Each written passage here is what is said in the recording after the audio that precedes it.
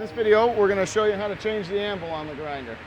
This is a destroyer head. It's got 6 anvil sections. We're just going to take out one and show you how to reinstall it. So the first thing you would do is you're going to need a second person underneath, because there's nuts on the bottom holding these bolts all together.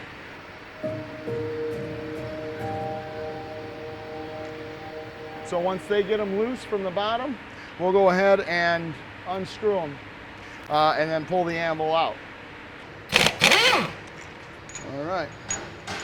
So once we get the anvil bolts out, we'll pull the anvil completely out.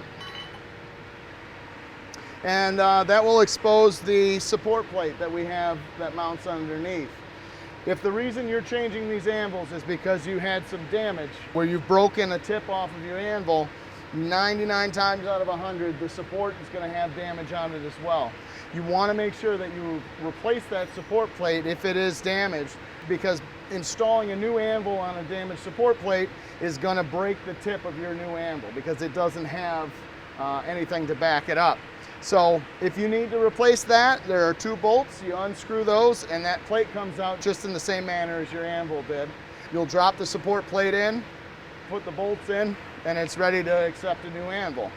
Make sure that you clean any debris, any wood chips.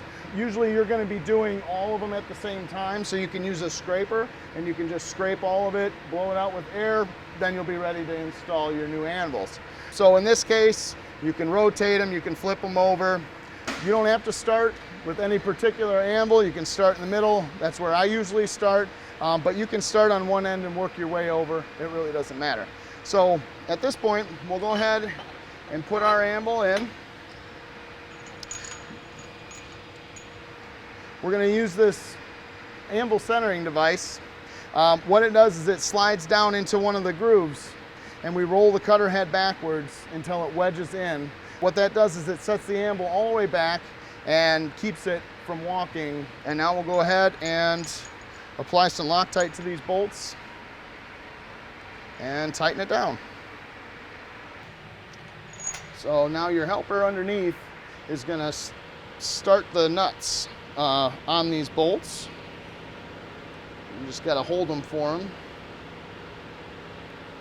It's a good idea to come up with a plan before you get here as to which ones you tighten first. Me and him decided it would be the middle one first.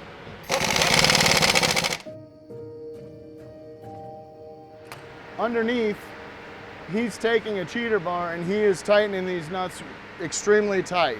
You have to make sure that you do that step. You can't just tighten it with an impact from the top and believe that it's going to be tight enough.